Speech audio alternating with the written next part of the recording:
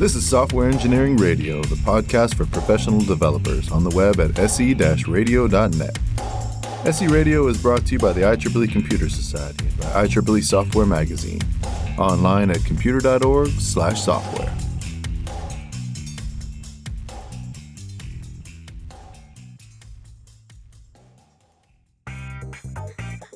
Are you looking for a better way to track your engineering backlog? Do you want a project management tool that's both powerful and a joy to use? Give Clubhouse a try. Designed for software teams, Clubhouse is a fast, modern alternative to conventional project management tools that are either too complex or too simple.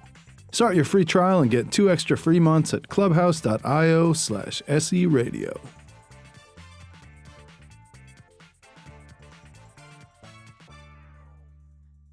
For Software Engineering Radio, this is Robert Blumen. Today I have with me Joshua Davies. Joshua is a software developer with over 20 years of experience in diverse languages, including Java, C, Python, Ruby, and JavaScript. He holds a master's degree in computer science from the University of Texas at Arlington. He's currently a senior software architect at Sirius XM Radio and has previously worked as a consultant with major brand name clients. Joshua is the author of the book Implementing SSL and TLS Using Cryptography and PKI. Today, Joshua and I will be talking about topics around the implementation of TLS and PKI. Joshua, welcome to Software Engineering Radio. Oh, thank you for having me. Would you like to add anything to your biography that I didn't mention? No, that covered it. Okay. This show, it will not exactly be a introductory show about TLS and PKI, but some of the details we leave out are covered in a lot of detail in your book. So I will refer listeners to the book if they want more information. We're going to focus on some of the edge cases, vulnerabilities, and implementation issues, both for web clients and people implementing web applications. But having said that, I would like to start out with a brief introduction to, we'll start with TLS and then we'll move on to PKI. Tell us, what is TLS? All right. So in 1995, the Netscape Corporation started developing the first commercial web browser. And they recognized correctly that nobody was going to trust this new thing unless it could provide some kind of security. So they hired Dr. Tahir El-Gamal to design the SSL protocol for them. And the SSL stands for Secure Sockets Layer.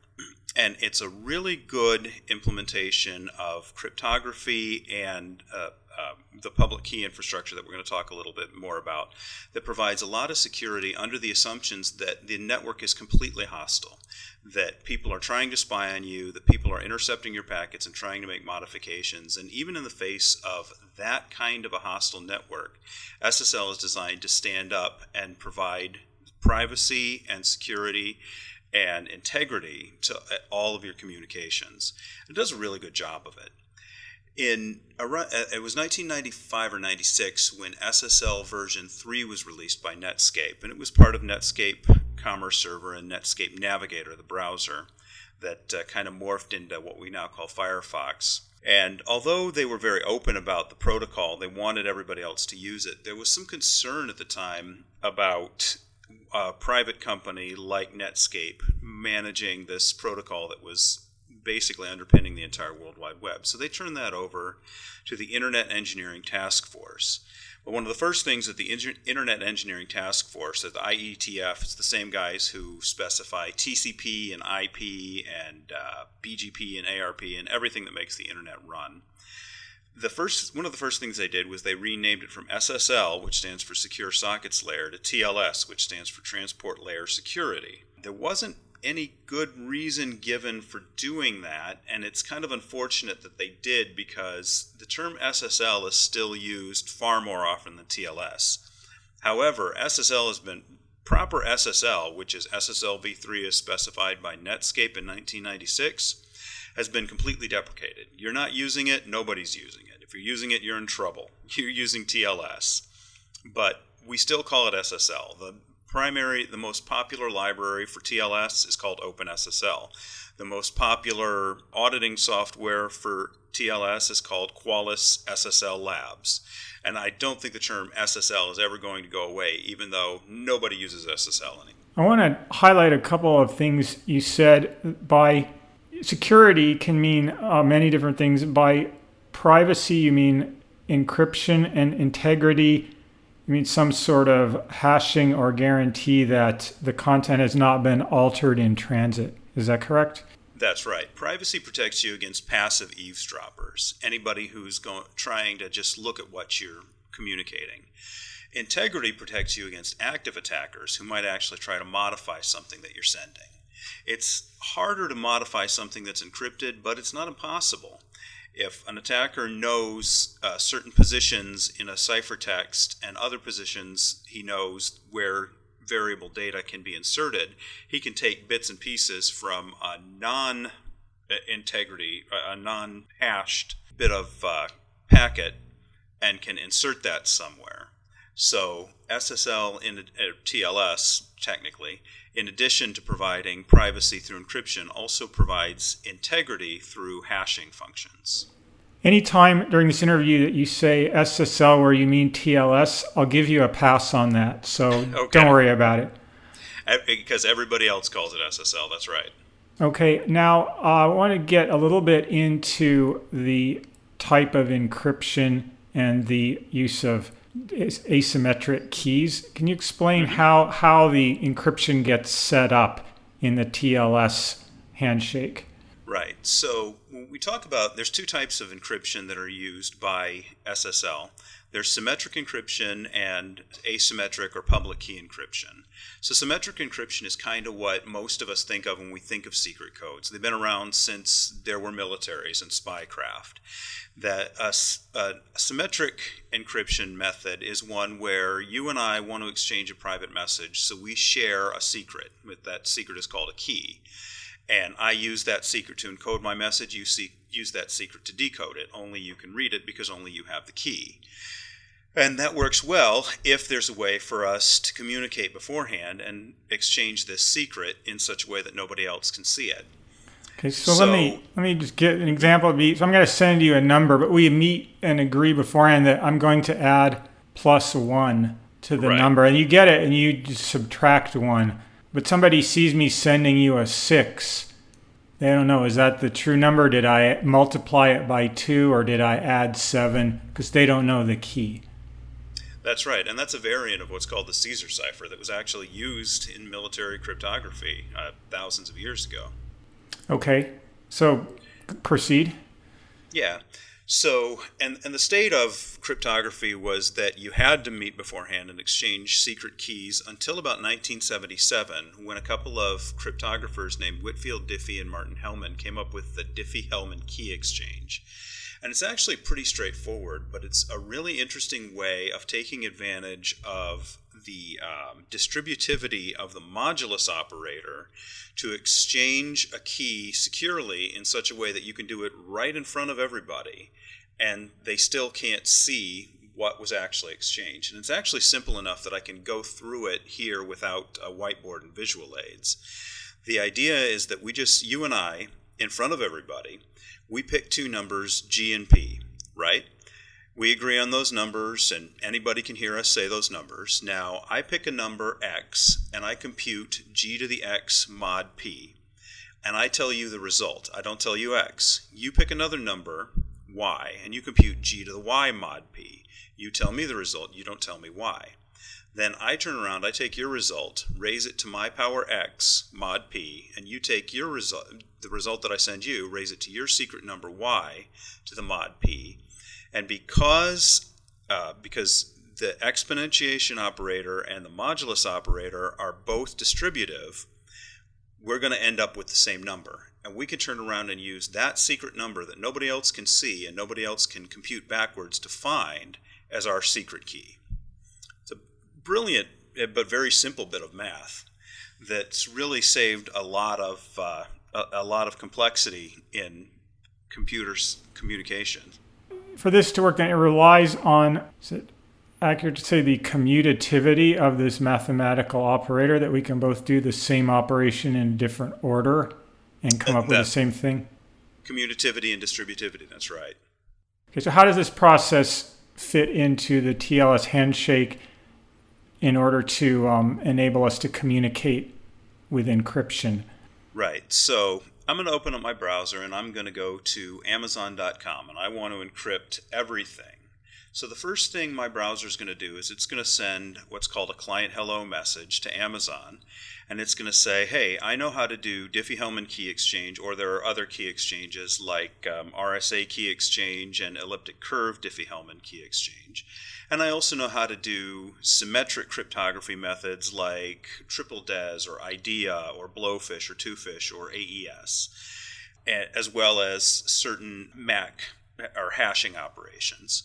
So the server is going to look at what I say I can support. It's going to pick one, and it's going to turn around and it's going to initiate a key exchange with me. We're going to exchange a key. We're going to agree on a secret key that's used for the symmetric cryptography, and we're going to start encrypting everything as well as hashing and HMACing everything from that point forward. And at that point, it becomes completely transparent. As far as the browser and the server are concerned, we're still just doing regular HTTP. It can't even tell that there's SSL going on under the scenes.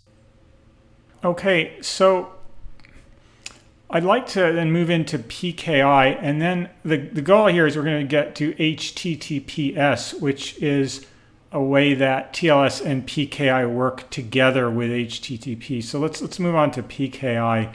You could start with what does that stand for, and then tell us what that is. Yeah, so PKI stands for Public Key Infrastructure.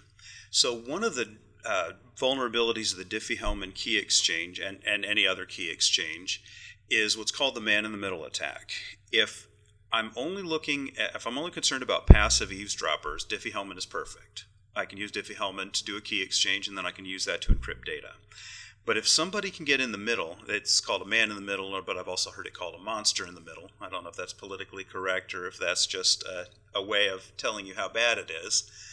But if somebody can get in the middle and start changing things and can actually modify these packets before I send them, what he can do is he can complete a Diffie-Hellman handshake between he and I, and the Diffie-Hellman handshake at the same time between he and you, and intercept the secret key. So you think you did a key exchange with me. I think I did a key exchange with you, but we both actually did a key exchange with him, and he knows the secret keys, and he's just decrypting everything, reading it, re-encrypting it, and sending it back on to you.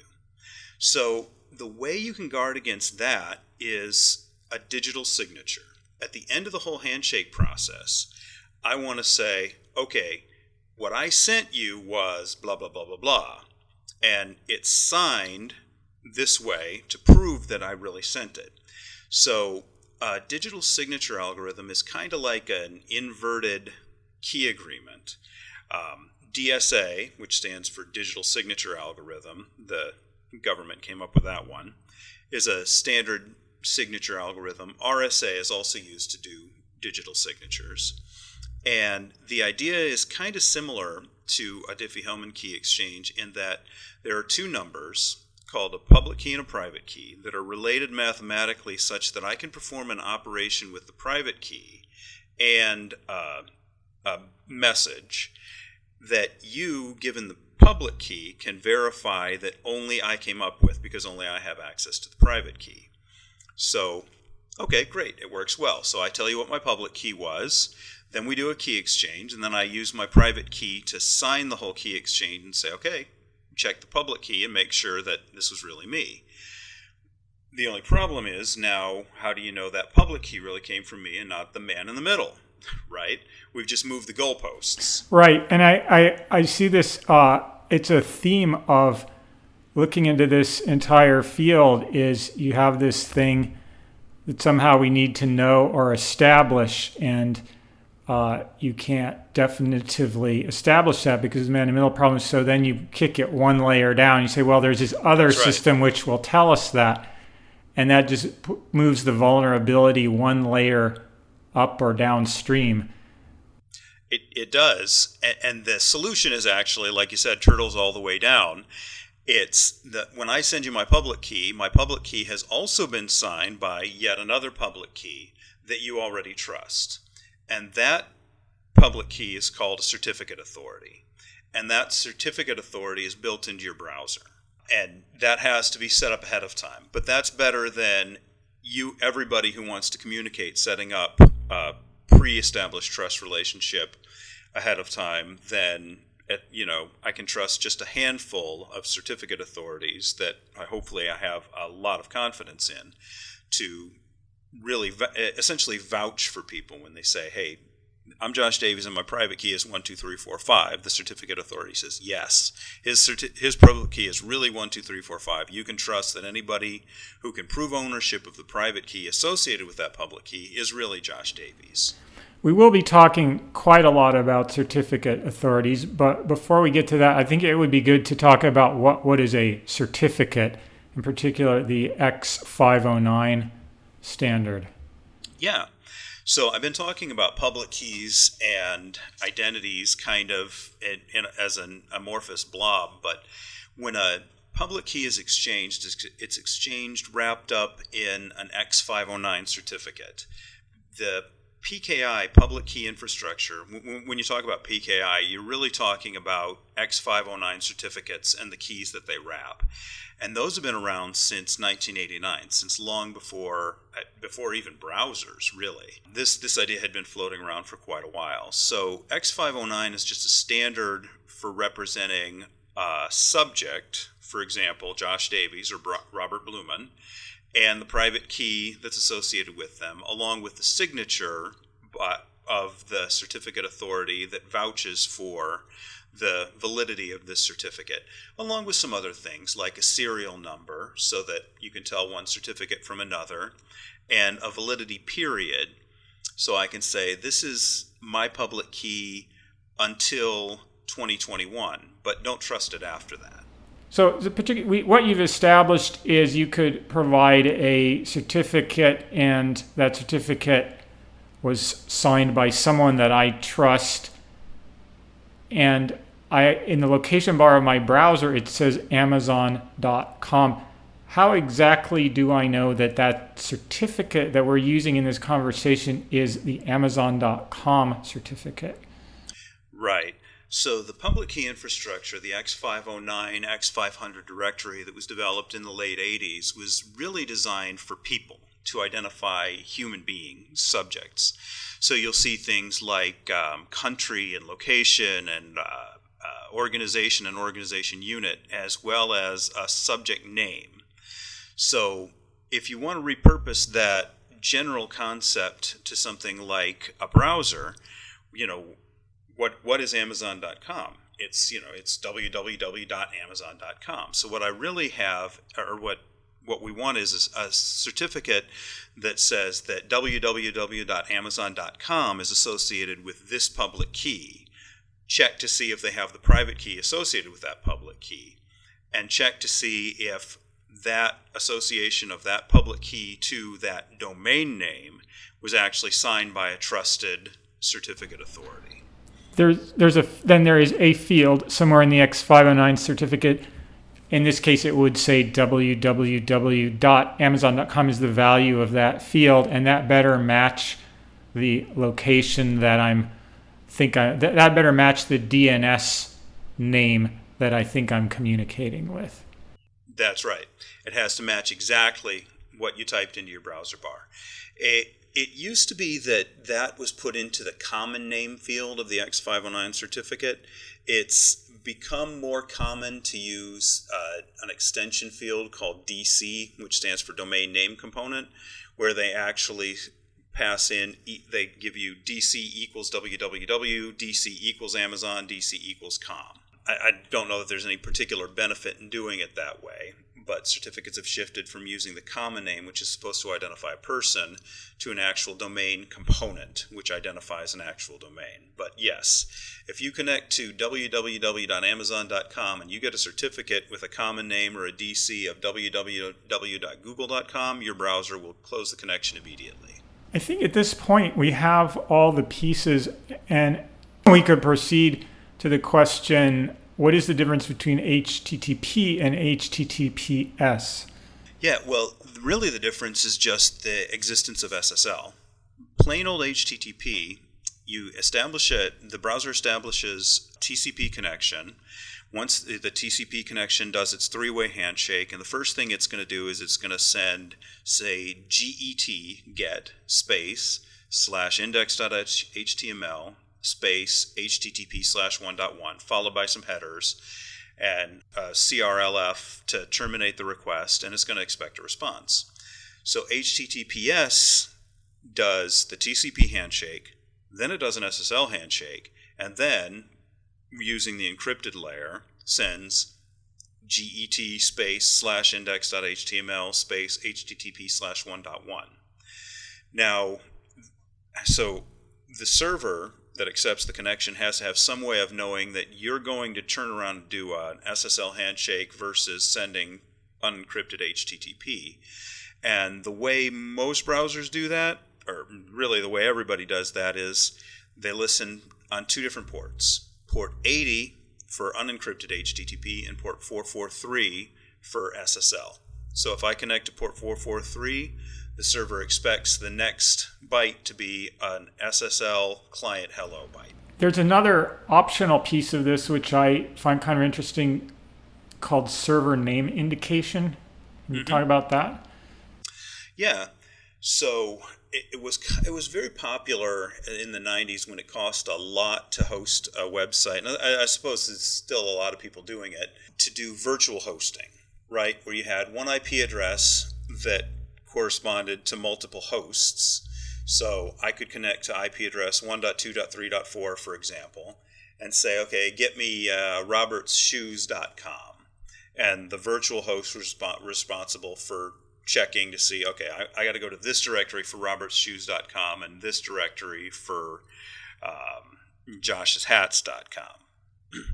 So that it presents a problem for HTTPS because we haven't sent, it just knows the IP address I'm connecting to. It doesn't know what host name I'm looking for. And it can't find out what host name I'm looking for until it's established a connection, but it can't establish a connection without giving me the certificate associated with that host. So one of the extensions to the SSL client hello is the server name indicator that says, okay, the host I really want is robertsshoes.com. That tells the server which certificate to actually present. I'm aware that there were some major upgrades in the TLS 1.3 version. What did they do? What did they do there? Yeah, so TLS SSL is on its 6th revision now. There was SSL v2 that was deprecated pretty quickly by Netscape, SSL v3. Then the IETF took over and created TLS 1.0, which at the wire protocol level is actually called SSL 3.1. Then we had TLS 1.1 in 2006, TLS 1.2 in 2008, and we just got TLS 1.3, I want to say a year ago it was finalized. Now, SSL v3, TLS 1.0, TLS 1.1, and TLS 1.2 are very similar. As a matter of fact, you can implement the code for SSL v3, TLS 1.0, and TLS 1.1 with a difference of about 20 or 30 lines of code. And if you want to see how, you can read my book. I show exactly how to do that. TLS 1.2 introduces a few more concepts, so it's a little different, but it's still very similar to its predecessors. TLS 1.3 is very, very different. They focused on efficiency and they focused on privacy in the TLS 1.3 release. One of the big changes that they made is that it used to take as many as 7 different back and forth messages to establish an SSL connection. They've compressed that down to about 3 in TLS 1.3 in most cases. The big change they did to do that is they let the client start the key exchange, and the client can just assumes that the server will be able to support its preferred method of key exchange. If it's wrong, the server can say, oh, you got to start back over. I don't know how to talk that way. And they just do a regular, almost a TLS 1.2 style handshake at that point. But in almost every case, the server does actually support the client's preferred method of key exchange, so they can save a whole round trip that way and speed things up. They also introduced the concept of what they call zero RTT handshake, where the client can assume that the server can do a handshake, assume that the server can do encryption, and if there's already a key established from a previous session, go ahead and send some encrypted data in the very first message along with the client hello. Now, there's some risk there because that's vulnerable to replay attacks where somebody grabs that client hello and sends it again with that what's called the early data, the zero RTT data, and the server has no way of recognizing that. But for simple things like, just a get the homepage type of request, get index.html, that's actually a big win in terms of speed. To what extent is reducing the number of round trips driven by the increasing use of mobile phones, where every trip over the mobile network is quite costly and there's a greater concern about battery life?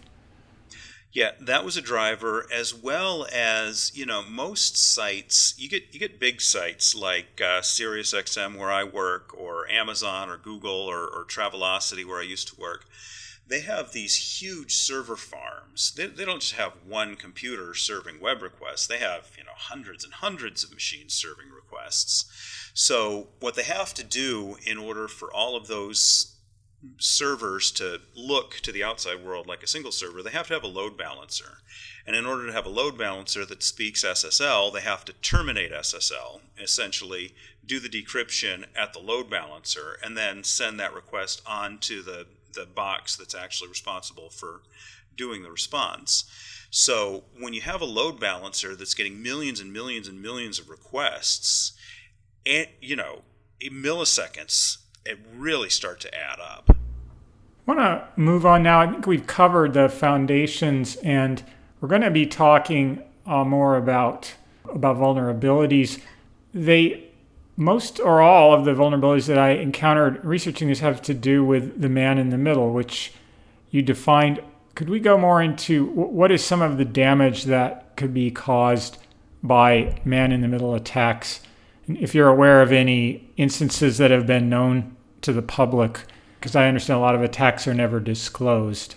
Yeah, I don't know that anybody's ever executed a man in the middle, exfiltrated data, and been shown to have exfiltrated data that way. Usually we're just told that, Equifax was hacked, for example. We don't know if that was cross-site request forgery. We don't know if that was cross-site scripting, SQL injection, or if it was actually a man-in-the-middle attack. They don't usually go into that level of detail.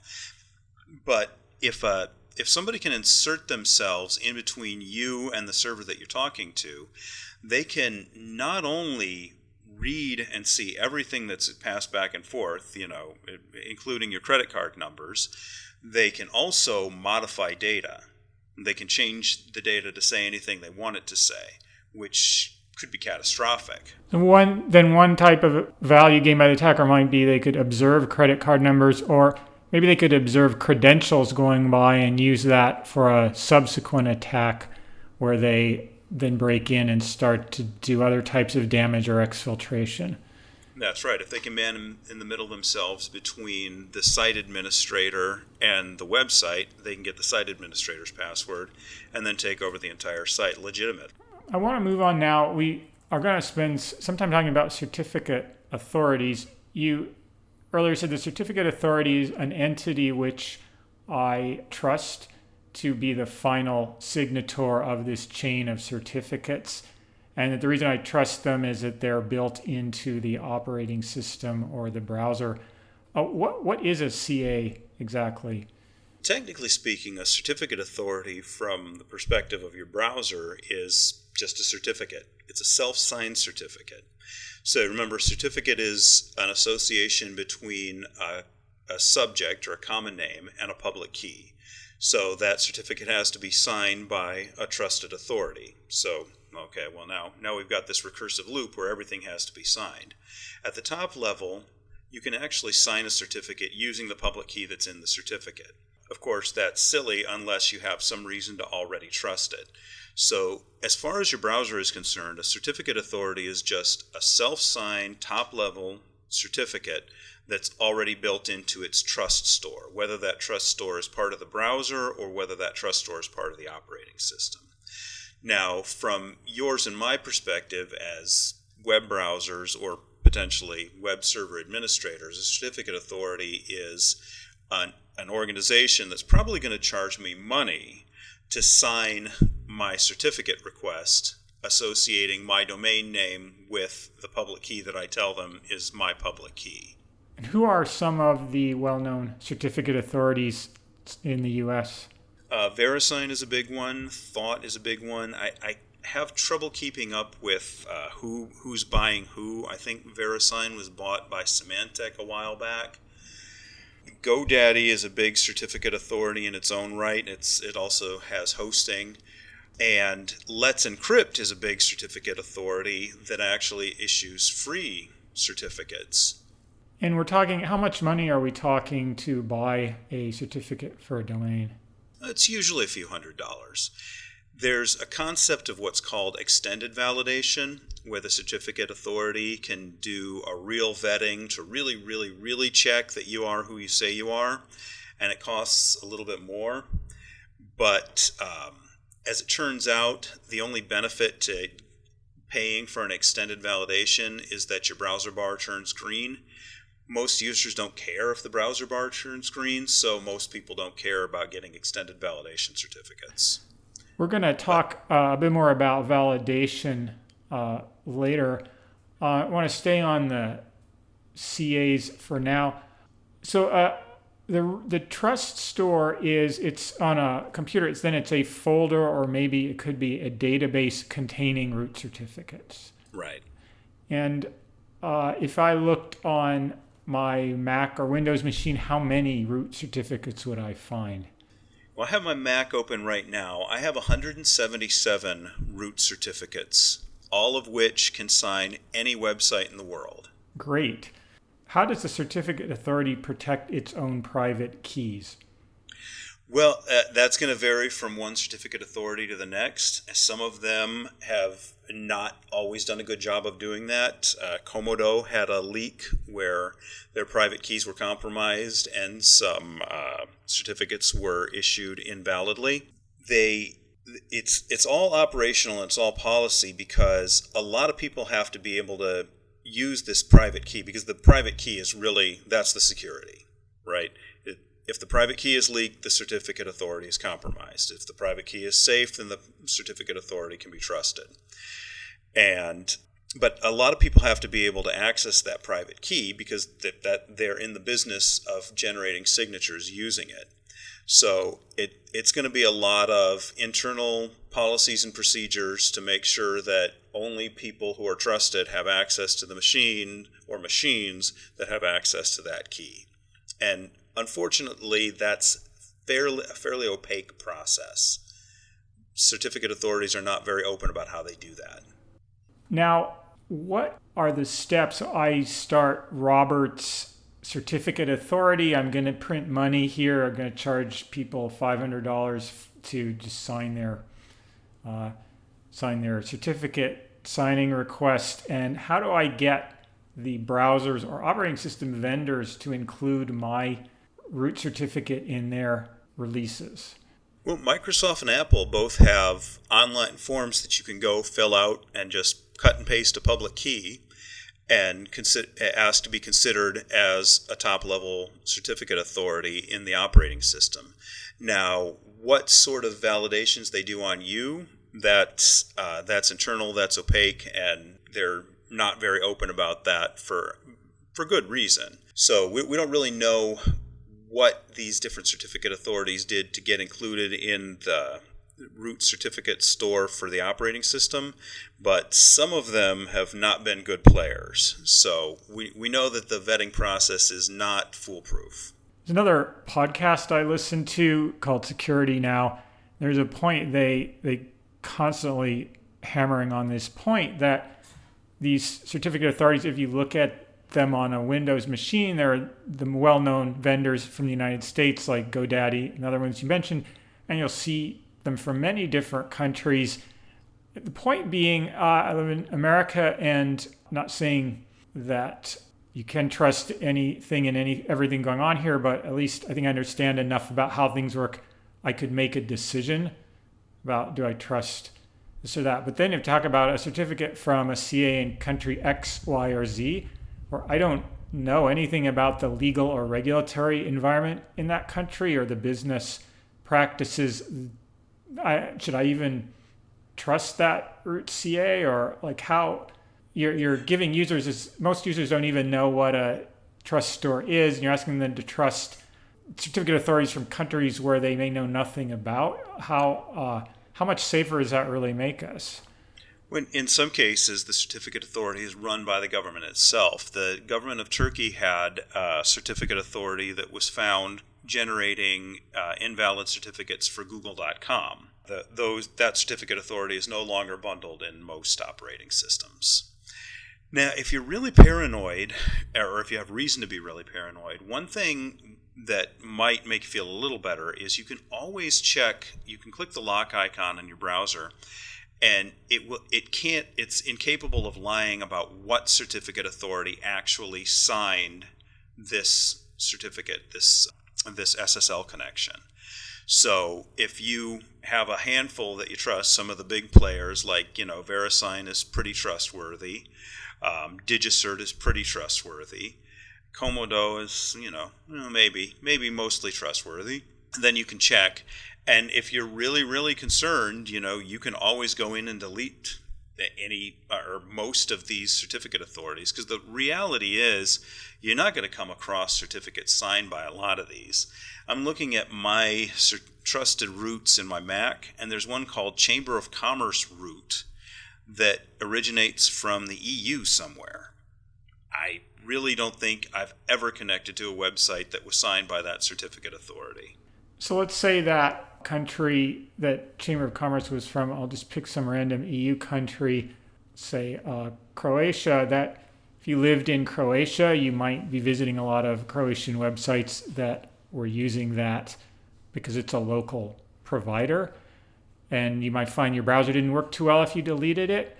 But if you're American and you're not visiting a lot of Croatian websites, that's just one more CA that could potentially issue certificates for Google, Apple.com, and Oracle.com that you don't really need to have in your trust store. And that's right.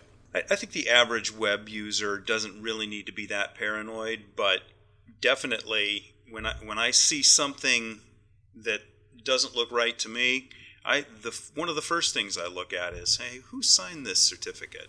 You ever see anything that you didn't expect? Well, one thing that happens a lot is there's this concept of what's called TLS middle boxes. So at the risk of oversimplifying, the entire point of SSL TLS is to protect you against man-in-the-middle attacks.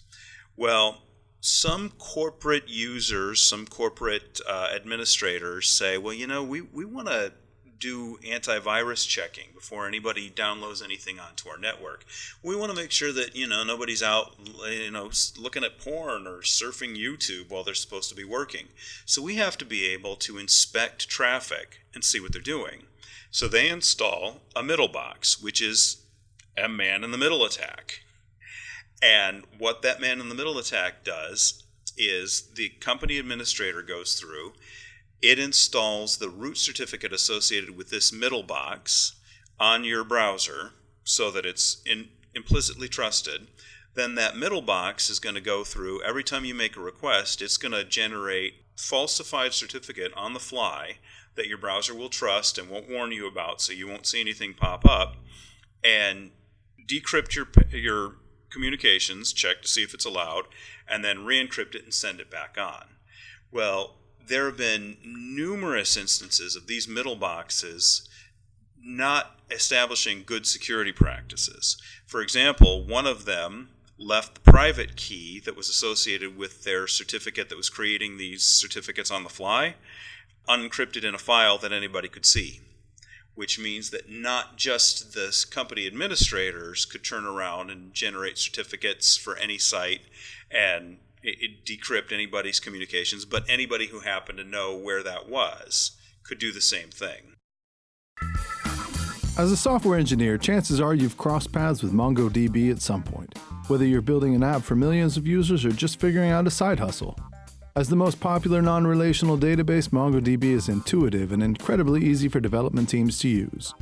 Now with MongoDB Atlas, you can take advantage of MongoDB's flexible document data model as a fully automated cloud service. MongoDB Atlas handles all the costly database operations and admin tasks you'd rather not spend time on, like security, high availability, data recovery, monitoring, and elastic scaling. Try MongoDB Atlas for free today. Visit mongodb.com/cloud to learn more.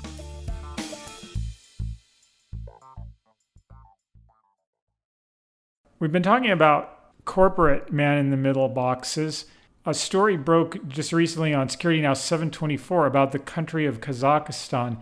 They are attempting to require all internet users to accept a trusted root certificate that they have issued so that they can function as man-in-the-middle for traffic going in and out of the entire country. What's your take on this? Yeah, and that's not really that surprising. It's been tried before, and the reality is that with the certificate management infrastructure that we have, there's really no way to stop them from doing it. But one thing that we all need to be aware of is that we can't detect when it's happening. We can't stop man-in-the-middle attacks if somebody gets a hold of a private key for a certificate that's installed in our browser. But the browser will never lie to you about who signed the certificate of the site that you're visiting. So if you go to facebook.com and it's signed by DigiCert, for example, you've got a pretty good bet that you've got a legitimate connection. Whereas if it's signed by the government of Kazakhstan and you're in Kazakhstan, then you know that you're being spied on.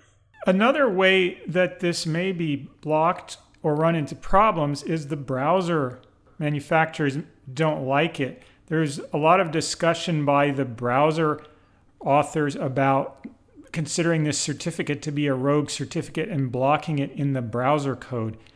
Do you see that as a likely vector for fighting this type of fraudulent certificate?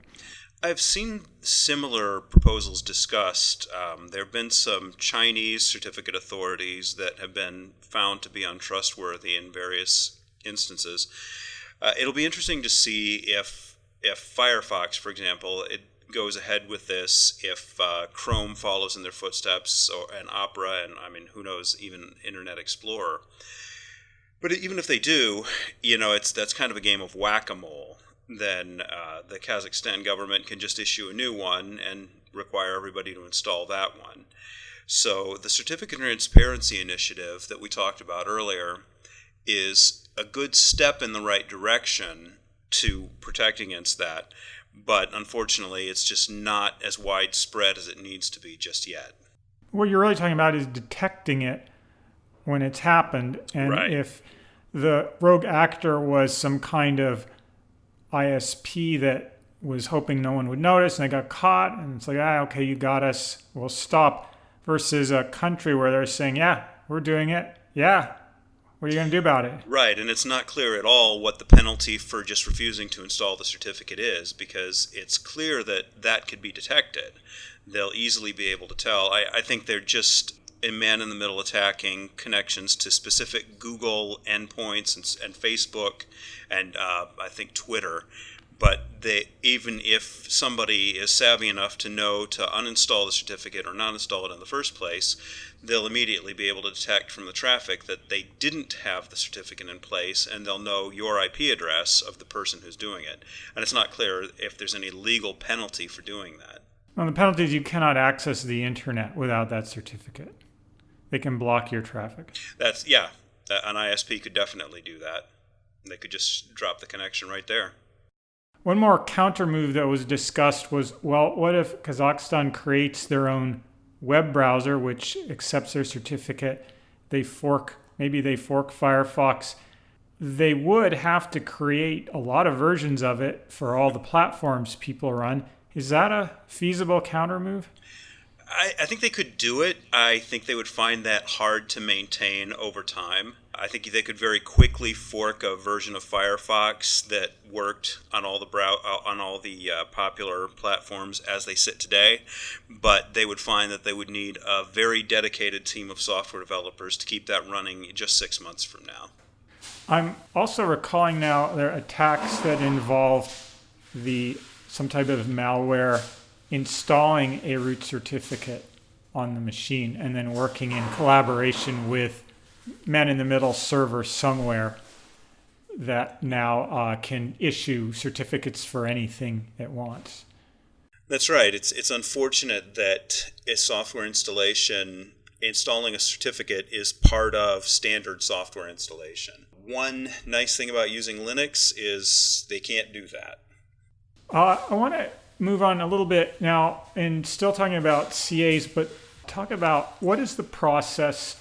So Josh, you opened a business, Josh's Barbecue. You want to get a certificate. What are the steps to getting that certificate? It depends on the certificate authority. I've done this a few times over the years, and it's changed over the years. But usually it's a web form or an email that you fill out. You attach the public key. First you generate a certificate signing request that includes a private key file that you keep private. Definitely keep it private, and generates what's called a certificate signing request that has the subject name that you want in your certificate and the public key that you want in your certificate, along with some other information that you think is pertinent. And you send that entire certificate signing request to the certificate authority. Then they're going to get your payment if they need a payment, which most of them do, and they're going to do some kind of checking to see if you really are the owner of the domain, joshsbarbecue.com. Now, one way they can do that is they can query the whois record that's associated with that domain name, look for the administrator email, and send that email a challenge, which might be part of your certificate signing request. Hey, this is certificate signing request 12345. We need you to email us back from this email address with 12345, for example. When I did this, they asked me to create a document under my domain /abc123.html containing a certain random looking number. Mm-hmm. I think Let's Encrypt works that way. Do you remember the certificate authority? I don't, but They're trying to show if I can add a document under the root path of that domain, I must own the domain or control it. That's right. That's another way that people can do domain control validation. That always makes me just a little bit nervous because by definition, the site is not yet secure. I'm trying to get the certificate to secure it. So there's this window of vulnerability in between the time I set up the site and I get my certificate where somebody else could potentially man in the middle or just, hijack my site and insert that document and get a certificate for themselves. I kind of feel like domain name validation through DNS is a little bit more secure, but I will be honest, I've never heard of a hack that worked quite that way. I think they're relying on that I'm using a browser to communicate with the CA and that they give me this random string over an encrypted channel so nobody else could know what the random string is to supply to them. And it's at a random path, so you'd have to guess the path or you'd have to have hacked onto the web server. Well, that's if you beat the bad guy to asking for a certificate for your domain. Okay. Now, but we are talking about ways to attack this. This could also be attacked, and this seems to me to be true whether it's email or a web server through DNS spoofing. That's right. So how would that work? Well, yeah, DNS spoofing, it usually ends up being a form of cache poisoning where somebody inserts themselves into the network. And, remember, SSL is built around the assumption that we're on a hostile network. So, the internet is a packet switch network, which means that every request you send and every response you receive is chopped up into packets and sent over multiple hops to the ultimate destination. Each hop is a computer, right?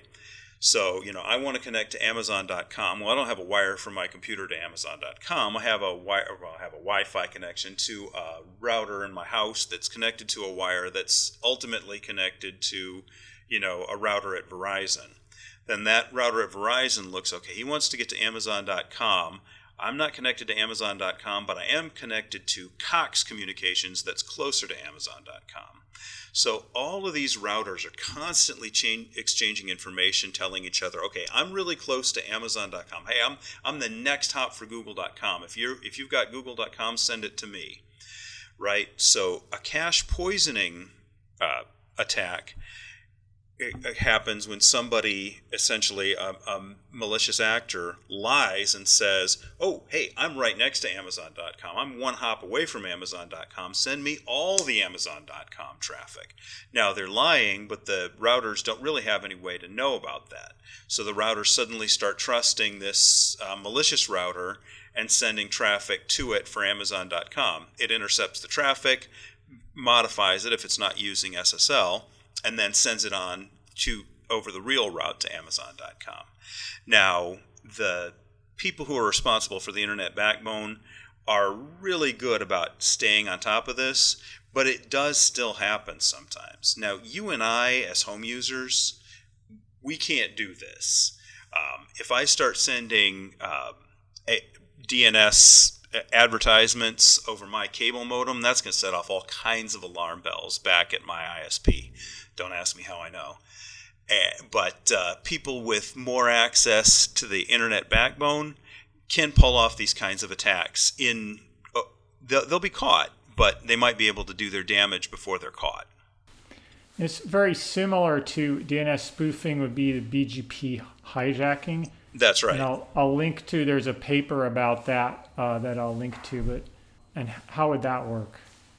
And it's essentially the same concept. It's setting yourself up to have traffic routed to you so that you can subvert the domain validation process before the actual owner of the domain has a chance to get at it.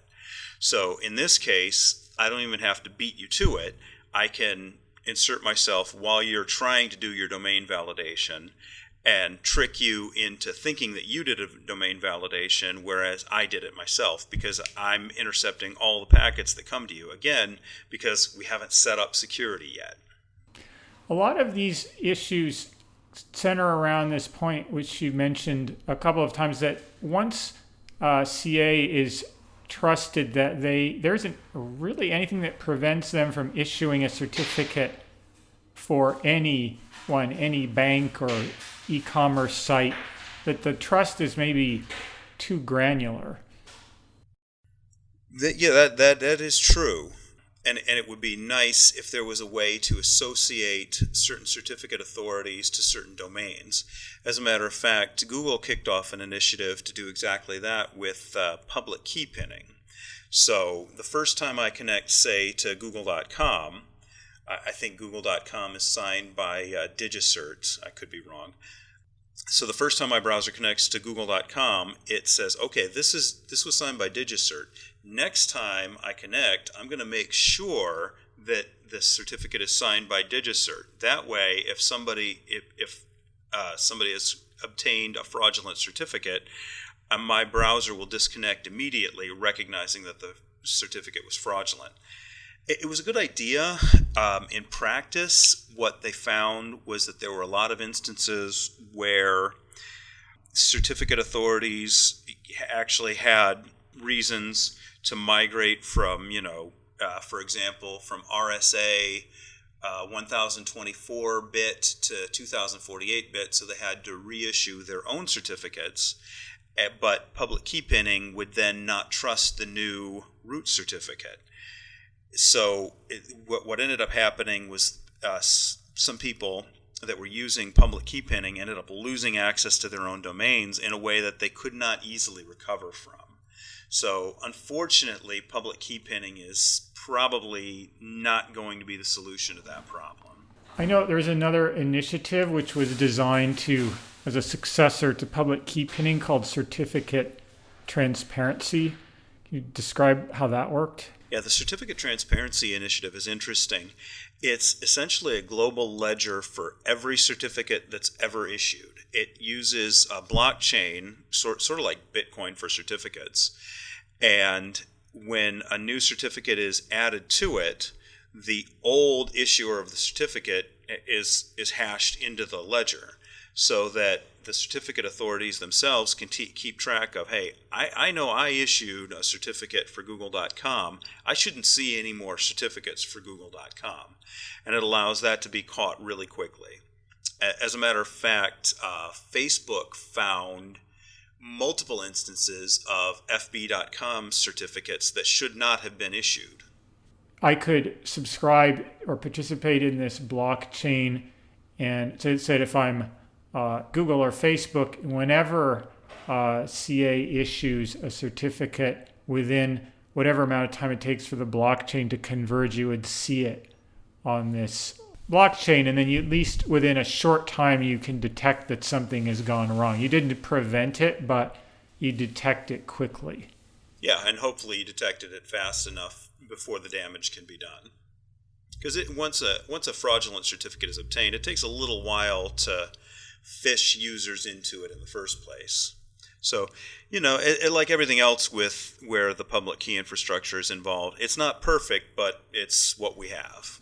The idea that we need some entity which says which are the valid issuers of a given domain, that's just that one more layer of something which assures us that all the prior layers are correct, and then how do you secure that layer? So it's another example of the turtles all the way down.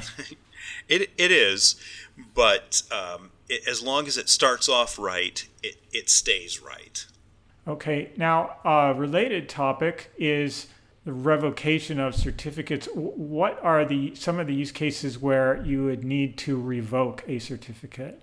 Right, so I start up a website, I get a certificate, I get it signed, so now that signature is valid for a certain period of maybe a year, maybe 2, maybe 3 years. And because that signature is based on a mathematical relationship between a private key and a public key, it's going to be valid forever. It's going to be valid 1,000 years from now. So if my private key is compromised somehow, then either I have to wait 3 years, right, until the certificate runs out, or I have to have some way of telling the users that, don't use this certificate anymore. This certificate has been compromised. Use the new one. Now, the earliest way that certificate authorities dealt with that revocation is that the certificate owner could contact them and say, okay, I got certificate number 12345. It's been compromised. Please stop using it. And the certificate authority would add that to a certificate revocation list. And it would just add the number 12345 to the end of the list and sign it with its private key and put that out there somewhere that browsers could go every once in a while and check for the list of revoked certificates. Well, as time wore on and more domains were generated and more certificates needed to be revoked, those lists got really, really, really long. So the IETF came up with the idea of the Online Certificate Status Protocol, OCSP, where every time the browser connects to a website, gets back a certificate, but then it turns around and queries the certificate authority, and it says, hey, I just got certificate 12345 from this website. Is this valid, yes or no? Right? So in theory, that works. There are a couple problems with it in practice. The first is the certificate authority has to answer a lot of requests, right? A big certificate authority like VeriSign or Thought, they've got millions and millions of certificates, and they could be answering millions and millions of requests. Every time somebody connects to Google, they're going to have to answer a request. Sorry, what'd you say? To clarify, this request would occur with every HTTPS query that every single browser is making, potentially. That's right, yeah. And then another problem is, okay, what do you do if the certificate authority doesn't respond? They say the certificate's bad, you don't use it. They say the certificate's good, you do use it. But what if they happen to be down? Do you just go ahead and connect? And that's what most browsers did. They said, okay, well, I can't talk to VeriSign, so I'm just going to go ahead and trust this. As Adam Langley of the IETF said, that's like a seatbelt that snaps when you crash. It works every time except when you don't need it. So, and the other concern that a lot of people had with OCSP is that every time you connect to any website, your IP address, your browser, is sending a request to that certificate authority saying, hey, I connected to Amazon.com. Now, that sets up the certificate authorities as a clearinghouse for a lot of user behavior. And a lot of people, there's people who have legitimate reasons to be concerned about privacy, and they don't want the certificate authority to know every single website that they visited. We've seen in the past that when organizations have that kind of information, they use it and abuse it. So there was a concept created called OCSP stapling. And the idea behind OCSP stapling says, okay, it's still up to the certificate authority to respond and say, yes, the certificate is good or bad. But the website itself can go to the certificate authority, get the OCSP response, sign it, and include that in their response as well. And that's typically what people use for revocation now, OCSP stapling. So the OCSP response is included as part of the handshake. Now, when you're talking about signing the OCSP response, it would be signed by the CA, correct? The OCSP response is signed by the CA, but the stapled response is signed by the website itself. Okay, and that response is that the certificate has not been revoked as of the time that the response was generated. I assume those are good for a certain amount of time, and that the domains themselves need to refresh it every so often, because if it was too old, it's then becoming only telling you something that was true. It's only the certificate was only not revoked up until the point where it was revoked. That's right. Exactly. An OCSP response has a validity period of typically a few days. So there is a window of vulnerability between the time, if you are compromised, between the time that you're compromised and the time that you can really revoke the certificate. But a few days is better than a few years. We're running close to the end of time here. I wanted to get a little bit into how these protocols work within the browser. And a couple of things we could hit on. Could you explain what is the same origin policy?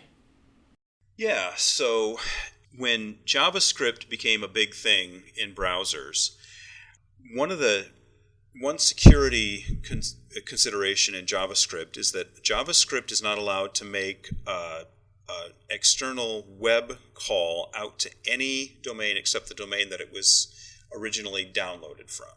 So, I go to gmail.com, and Gmail is going to turn around and try and query my inbox.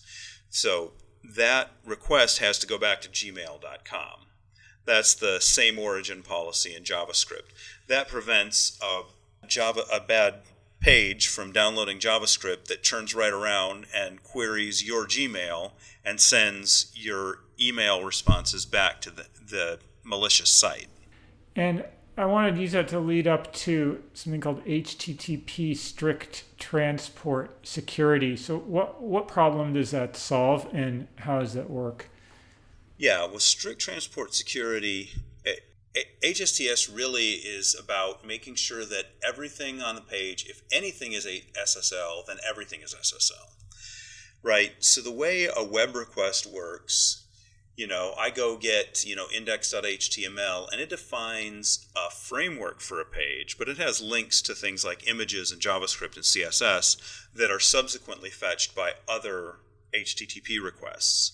And it's been valid since, as long as there's been HTTP, for an HTTPS page to include unencrypted HTTP links to images or JavaScripts. Well, what that means is that if I download the page, right, the page is secure, but if it downloads, the Angular framework or the jQuery framework or any JavaScript, a man in the middle could attack that JavaScript because it wasn't downloaded securely. and make any modifications he wants. And again, in that way, take complete control of my page. So the strict transport security, it says, okay, at the top level, if something's been misconfigured or attacked in such a way that it looks like you should be requesting unsecured, don't request it, because this did not come from me. Something related to this, we get these warnings on our browsers about mixed content. What is the browser trying to warn us about? And that's exactly what it is. It's telling you that although you connected HTTPS at the top level, the images or some of the images or some of the JavaScript or some of the CSS were downloaded using plain HTTP, so there was no protection associated with them. And that might or might not be a bad thing. You want your JavaScript to, at the very least, be protected against modifications. But even images can be a vulnerability if somebody can go in and swap, image buttons so that they look like they say different things. I understand at one point in time, this was more of an economic decision because SSL was expensive to terminate. Has that economics shifted to where you can encrypt everything now? Because the handshake happens once, so we're just talking about encryption as a cost, right? Be careful. The handshake happens once per HTTP connection. Now, SSL has always allowed session resumption so that you can reuse already established SSL keys, but there have been a lot of vulnerabilities associated with session resumption. It's been hard to get right. With the latest version of TLS, there don't seem to be any vulnerabilities there, but there have been a lot of libraries that turned off session resumption. So in a lot of cases, you do need to do a brand new SSL handshake for every single request. You request the page, you turn around, you request an image, that's a new handshake. You request the next image, that's a new handshake. Now, HTTP 1.1 allows for pipeline requests. Thank you. HTTP 1.1 allows for pipeline requests that allow you to reuse some of that keying material. But even that, for reasons of efficiency, your browser's probably going to open up 6 or 7 connections to the page or to the website and download. So that's 6 or 7 separate SSL connections and use that to download the constituents of the page. However, SSL has gotten really fast. And with TLS 1.3, even some of the concerns around round trips have been lessened quite a bit. So, modern processors can encrypt really fast. Most modern processors include AES at the hardware level. So the concerns around the time that it takes to encrypt everything are really a non-issue today. And there's been a big push for SSL everywhere for good reason. So what final question, which is in this same vein, and this will be my last question. It's common practice to push non-changing content that doesn't have any real security value, like CSS style sheets, maybe images, things that don't have customer account data in them, out to a content distribution network like Cloudflare or Akamai. Now, how is that compatible with SSL in that I don't think I want to give Cloudflare my private key so they can terminate SSL from my domain. But I do want, we don't want the users to get mixed content warnings. So how do we provide security when we're distributing content out to an edge as long as everything's network? HTTPS, it doesn't necessarily have to come from the same domain. So I've worked with Akamai in the past. For example, we put our images out on, an Akamai.com server. As long as Akamai itself has SSL at that Akamai.com domain, you don't have any concerns with mixed content or unencrypted content, as long as they keep up with their SSL.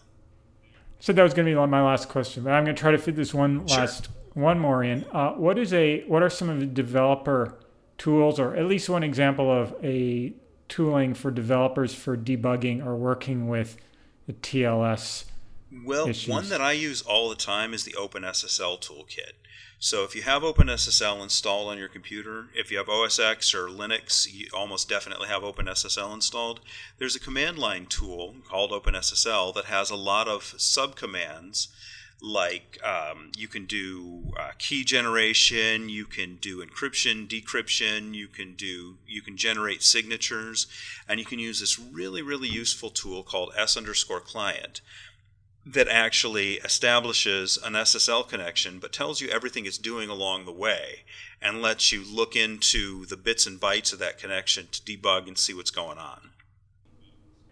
Great. And that wraps up the content portion of the interview. I did mention your book. Where could listeners find that?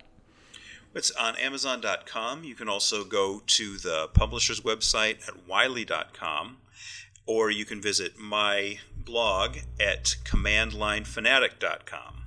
And your blog, is that the best place for people who want to find out anything else you're doing, follow you, or what you're thinking about? Yeah, absolutely. I publish periodically. I keep it completely technical. I don't have anything about, my personal opinions or politics or family on my blog. It's a pure tech blog. So just this past month, I published a walkthrough of a TLS 1.3 handshake. I decrypted each byte of a handshake and described what each one was for. That sounds super useful. Well, Joshua, it's been a great conversation. I really appreciate you coming on Software Engineering Radio. Well, thank you so much for having me. For Software Engineering Radio, this has been Robert Blumen, and thank you for listening. Thanks for listening to SE Radio, an educational program brought to you by IEEE Software Magazine. For more about the podcast, including other episodes, visit our website at se-radio.net. To provide feedback, you can comment on each episode on the website or reach us on LinkedIn, Facebook, Twitter, or through our Slack channel at seradio.slack.com. You can also email us at team@se-radio.net. This and all other episodes of SE Radio is licensed under Creative Commons License 2.5. Thanks for listening.